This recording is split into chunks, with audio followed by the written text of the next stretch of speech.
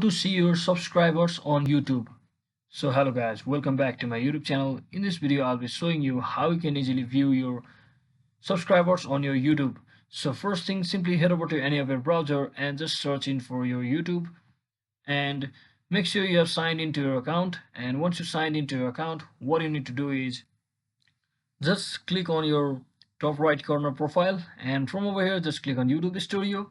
And once you click on your YouTube Studio, you will be redirected to this page. So as you can see, in this channel I only have one subscriber, so let me show you from another channel.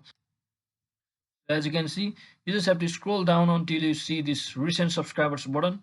So from over here, to see all of your subscribers, just click on see all button from over here, and you'll be seeing all of your subscribers based on the time selected. You have time zone you have selected. As you can see, I have selected the lifetime, so it means every single person who has subscribed to my channel can be shown here. But it also depends if the users, whether the users have who have made their subscription public or not.